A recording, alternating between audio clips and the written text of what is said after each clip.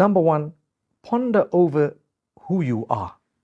Ponder over where you came from. Think about when you were little, you were helpless, your parents helped you. But there was a time when your parents were equally little and their parents helped them. And there was a time when they were equally little and their parents, who happened to be your grandparents, helped them. And so on backwards, right? Until we got to the beginning of a species. It has to have been.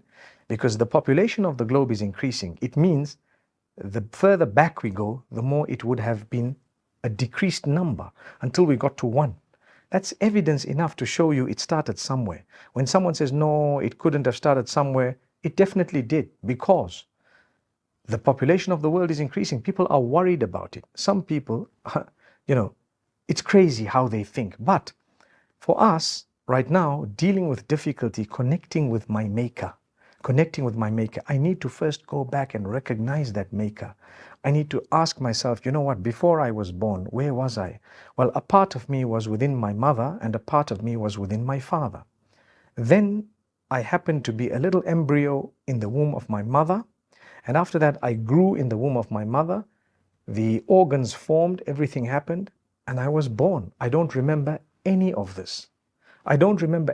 So where was I? Was I not looked after in the womb of my mother by a supreme being, a deity?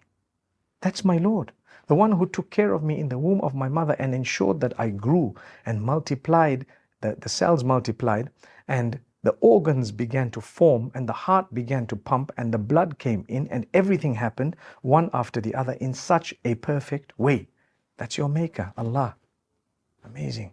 So if I'm having difficulty connecting with Him, I need to go back and remind myself, I'm a human. I started from a droplet of semen. I was so insignificant, I was non-existent. هل أتى على الإنسان حين من الدهر لم يكن شيئا مذكورا. Has a time not passed for man when he was nothing to be mentioned? Did that stage and phase not pass regarding you and I? That we were non-existent, not spoken about, not even mentioned, not worth mentioning. People would be considered mental if they mentioned us because it was impossible. We didn't exist. But Allah says, we know, we made you. We made you. Allah says, Inna khalaqna al-insana min nutfa. We created man from a droplet of semen. Now people might argue that, oh, well, Allah says, I created you from soil, from dust, and so on, from a droplet of semen. So which one is it? And why does it seem like there's a contradiction? There's no contradiction.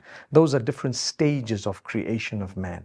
So sometimes Allah says, dust, soil that's mixed with dust, a shape was made, man was created, and then the reproduction happened in a different way, and therefore the droplet of semen comes into play. That droplet of semen mixed with something gave an embryo, and we grew. When we were born, as much as we can't even remember the day we were born, man starts arguing with revelation and starts saying, well, we're going nowhere and we just got to enjoy this life. And Allah says, hang on, you don't even remember where you came from. You don't even know exactly where you came from, but we told you where you came from. And others, we allowed them to witness something that you cannot remember. They witnessed it and they told you about it. And we are going to tell you about something that you haven't witnessed because it hasn't yet happened, but we are going to tell you about it in a similar fashion. So what is that? I don't remember the day I was born, but I'm convinced because people told me about how I was born, when I was born. My date of birth is not remembered by me for its day because I didn't have the memory at that particular time. But the people memorized my date of birth and I found it out later, and now I know my date of birth. Not because I remember the day, but because I was told about the date. So the same applies on the other end of life, where when I enter into the hereafter, whatever happened on earth is going to become irrelevant besides a few things. The main thing is your deeds. What good did you do? Did you do good? Well, if you did good, welcome, mashallah. You'll be happy to enter the new phase. You know, when we play computer games, and many people waste their lives on games. Married men and women and children waste their lives on games. They oppress and they really do not fulfill the rights of their spouses and children and those whom they live with because they are stuck with the games, but they don't ever learn the lesson from the game. One of the most powerful lessons you can learn from a game is you want to score the most before the game ends.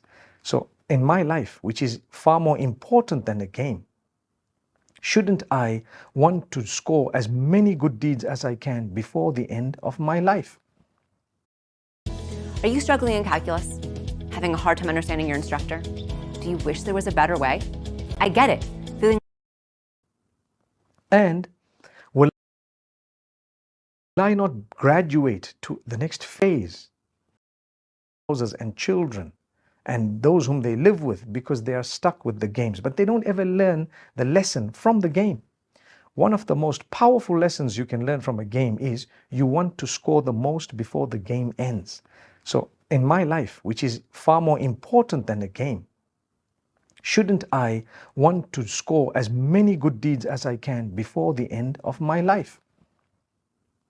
And will I not graduate to the next phase if I were playing a game of the game? Well, in my life, when I do good, I'm going to graduate to the next phase. How will I deal with difficulty if I'm a person who really doesn't even bother where I came from and where I'm going?